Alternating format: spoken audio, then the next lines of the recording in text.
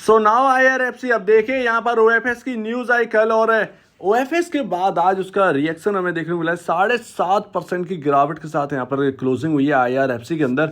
अब यहाँ पर चिंता यहाँ पर इसीलिए है क्योंकि IRCTC जैसा तो हाल नहीं हो जाएगा, क्योंकि IRCTC में जब से OFS का एक न्यूज़ आई थी, सरकार OFS ला रही है और ये भाव पर ला रही है, वो भाव तो कभी दिखा ही नहीं। उल्टा वहां से 50% एक करेक्शन भी हमें देखने को मिल गया IRCTC के अंदर। तो ये रहा आपके सामने IRCTC चार्ट और ये देखिए किस तरीके की रैली है। मतलब अगर आपने IPO लगाया था IRCTC का और अगर आपको IPO मिल गया तो IPO में आपका डबल पैसा भी हो गया, 300 का 600 हो गया शेयर। उसके बाद ये 7,000 तक गया। आप सोचिए कितना बड़ा बुल रन IRCTC के अंदर देखने को मिला, कितना बड़ा। शायद ही कोई PSU में इस वक्त इतना बड़ा बुल रन देखने को मिला होगा। तो ये था IRCTC 7,500, मेरे ख्याल से 6,300 6,400 के आसपास का यहाँ पर लेवल दिखाई दिए। तो आप यहाँ पर ये समझ सकते हैं, मतलब 15,000 आपके लाखों में चेंज हो गए। ये इस कदर यहाँ पर IRCTC ने रिटर्न दिया। लेकिन जब से वो एक खबर आई कि हम चार्ज करेंगे सरकार की तरफ से, 6,300 से स्टॉक लोअर सर्किट सीधे गया 5,000 के समथिंग। यहां पर आप ये समझिए स्प्लिट से पहले बिल्कुल बर्बाद हो गया। और यहां पर फिर इस जगह कुछ OFS की न्यूज़ आई थी। OFS लाना चाहती थी सरकार कुछ 1,000 के आसपास के प्राइस पर। IRCTC का प्राइस था 900 के आसपास प्रीमियम पर, मतलब ये खबर ऐसी कुछ आ रही थी, ठीक है। उसके बाद कुछ बातचीत हुई नहीं, यहां पर टूट गया। खबर पर चला भी नहीं OFS कि प्रीमियम पर आपका OFS हो रहा है, इस खबर पर भी नहीं चला। खबर पर नहीं चला, OFS भी नहीं हुआ। उसके बाद और डाउन साइड 930 के आसपास स्टॉक लगातार गिरता गया। लोएस्ट लेवल लगभग 560 रुपए के आसपास के लग गए। उसके बाद यहां पर कहीं OFS हुआ है, ये समझिए। तो ये IRCTC में हुआ था और इन्हीं चीजों की वजह से IRCTC आज डंब शेयर में जाना जाता है। कोई तेजी नहीं, कोई रिटर्न नहीं। अगर आप देखें लगभग जुलाई 21 सॉरी यहाँ पर सितंबर 2021 से लेकर अब तक का ऐसा समय रहा है IRCTC का। शायद ही PSU मतलब इतना स्लो डाउन किसी में दिखा है, लेकिन मतलब आप देखिए रिटर्न के मामले में कुछ नहीं दिया IRCTC ने, बिल्कुल डंब शेयर करके रख दिया है। और इसके अंदर जान गंवाई पता भी नहीं है, बिल्कुल भी नहीं। और ऊपर से Q1 के नंबर जो है वो भी खराब आई थी IRCTC के। तो OFS की खबर जो है वो काफी बुरा असर डालती है PSU कंपनियों पर। चलिए ठीक है, लेकिन एक रीजन तो रहा होगा इस स्लो डाउन का कि टूट गया शेयर। ऐसा क्या हुआ IRCTC के अंदर? क्या IRFC के अंदर भी यही होने वाला है कि आपका स्टॉक भी 35 रुपए 30 रुपए के भाव पर वापस आने वाला है? तो देखिए मैं आपको क्लियर बताता हूँ, यही मार्केट कैप IRCTC का था। जी हाँ, IRFC का जो मार्केट कैप है वही IRCTC का मार्केट कैप था। 40,000 करोड़ का मार्केट कैप और IRCTC का था। IRCTC अपने इंडस्ट्री पी से लोगों को लगता था कि IRCTC एक लौती कंपनी है, उसको प्रीमियम मिलना चाहिए। प्रीमियम के बाद आप देखिए क्या हाल हुई, उस शेयर को सिर्फ और सिर्फ दौड़ाया गया है, बस और कुछ नहीं। ये क्लियर है, प्रीमियम कुछ ऐसा नहीं होता है मार्केट के अंदर। मार्केट में प्रीमियम जैसी कोई चीज़ नहीं होती है। IRCTC कोई नया कुछ नहीं कर रही है। आप कितना प्रीमियम दे देंगे, आप IRFC को प्रीमियम दे देंगे?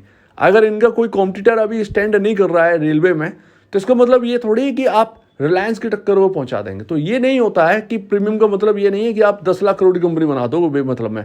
वो तो आपको फिर सब कुछ मिल रही है, उनका सारे के सारे ऑर्डर आपको मिल रहा है, लेकिन इसका मतलब ये थोड़ी है कि आप रॉकेट हो जाएंगे। पिडिलाइट भी अगर आप देखेंगे प्रीमियम पर मिल रहा है, लेकिन उतना नहीं मिल रहा है कि मतलब सबको पिछाड़ दिया है, पिडिलाइट दिख रहा है, ऐसा कुछ भी नहीं है। वही IRCTC कुछ हाल था। नए निवेशक थे, लगाते चले गए, अभी रिटर्न बनेगा, रोज दौड़ता था 10%। कुछ IRFC जैसे ही हाल था। तो यही यहाँ पर ना आप ये देखिए वैल्यूएशंस इतनी हाई पहुंच गई। 1 लाख करोड़ का मार्केट कैप अचीव किया था IRCTC ने, वहां से 40,000 50,000 करोड़ का मार्केट कैप गवा दिया है उस स्टॉक ने एक झटके में। जब वो 1 लाख करोड़ की कंपनी बनी तब जाकर लोगों का लॉस कवर होगा, ये इतना आप समझिए। तो इतना हैवी वैल्यूएशन बढ़ गई थी। और उसके सरकार की खबर, एक छोटी सी खबर ने देखिए तिनके की खबर थी और उसने कितना एक तूफान लेकर आ गया IRCTC के अंदर। सिंगल डे में भारी गिरावट हमें देखने को मिली थी IRCTC के अंदर। उस वक्त। और यहाँ पर भी आईआरएफसी के अंदर कोई छोटी मोटी वैल्यूएशन थोड़ी है।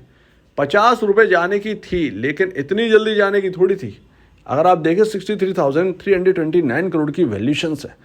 एक आप ये तो समझ सकते हैं जैसे कि मतलब रेलवे के अंदर आईआरसीटीसी का काम है, उसका कॉम्पिटिटर कोई नहीं है। Same to same IRFC competitor कोई नहीं है, लेकिन इसका मतलब ये नहीं कि आप प्रीमियम पर ले जाएं। पावर फाइनेंस में अगर आप देखेंगे तो भी आपको यहाँ पर देखने को मिलेगा बहुत सारी चीज़ें जो कि मैं आपको हमेशा बताता रहा हूँ। और आप आईआरएफसी का पी रेशियो देखिए 10.16 का पी रेशियो, इंडस्ट्री 5.89 का है।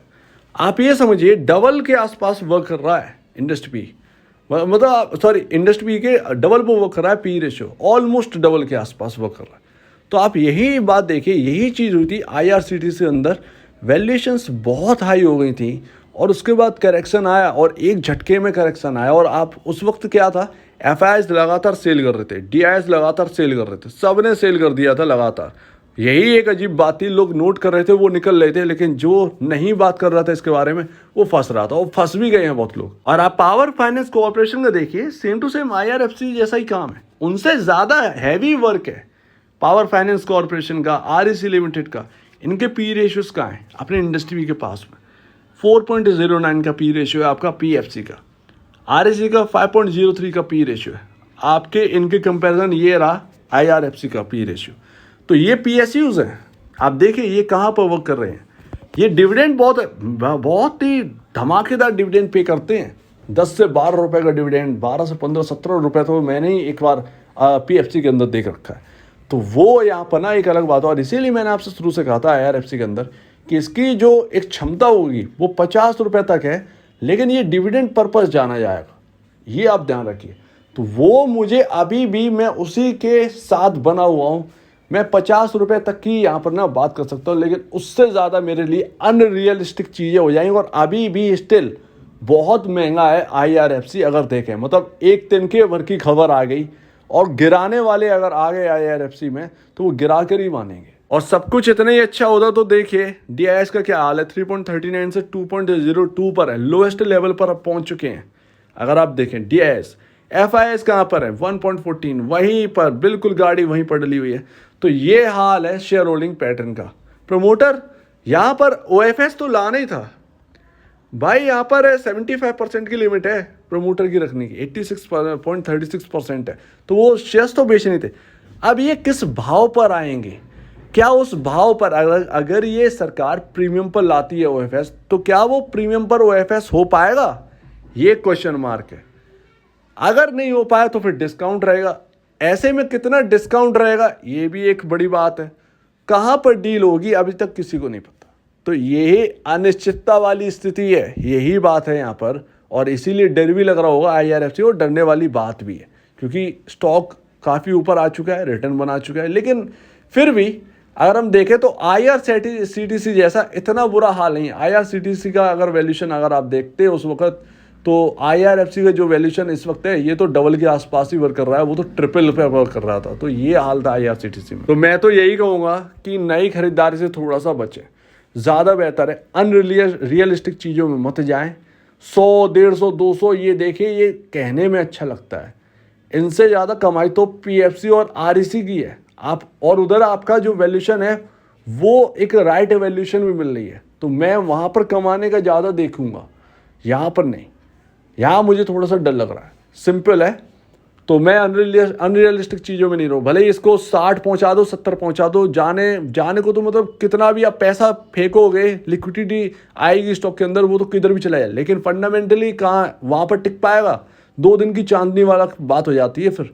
तो आप ये समझिए इस बात को, तो थोड़ा सा पीछे हटिए नई खरीदारी से, ज़्यादा बेहतर है, बहुत ज़्यादा बेहतर है, इससे बढ़िया और कुछ नहीं होगा।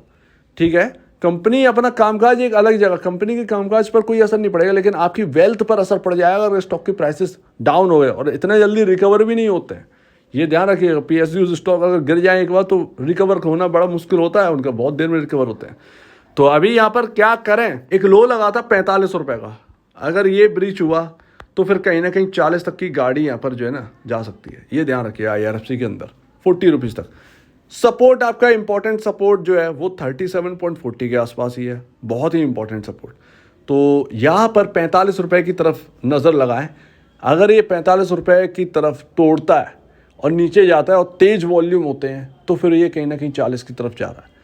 तब यहाँ पर आप अगर किसी को नई खरीदारी तब देखनी है तो तब देखिएगा जब आपको राइट लेवल्स मिले। अभी फ़िलहाल राइट लेवल्स नहीं है तो मैं नई खरीदारी के लिए नहीं कहूँगा। जो पुराने खरीदार हैं इसके अंदर बने हुए हैं वो अपने स्टॉप लॉसेस यहाँ पर मेंटेन करके चलें, ज़्यादा बेहतर है, ज़्यादा बेहतर है। सबसे बढ़िया यही है कि अपने स्टॉप लॉसेस लेके चलें। तो क्या होना है OFS से ये तो कुछ नहीं पता, ये देखना बाकी है। अदरवाइज़ यहाँ पर और ज़्यादा बढ़ेगा शेयर्स, और ज़्यादा वैल्यूएशन महंगी होगी, उतना ही महंगी होती जाएगी जितना ये बढ़ता जाएगा। तो ये तो यहाँ पर क्लियर है। सो उम्मीद है आप इस बात को समझे होंगे। अपनी स्ट्रैटेजी तैयार रखिए IRFC में और उसी हिसाब से चलिए। तो आपका क्या कहना है इसके ऊपर कमेंट सेक्शन में कहिए। और अब वीडियो देखने के लिए बहुत धन्यवाद दोस्तों।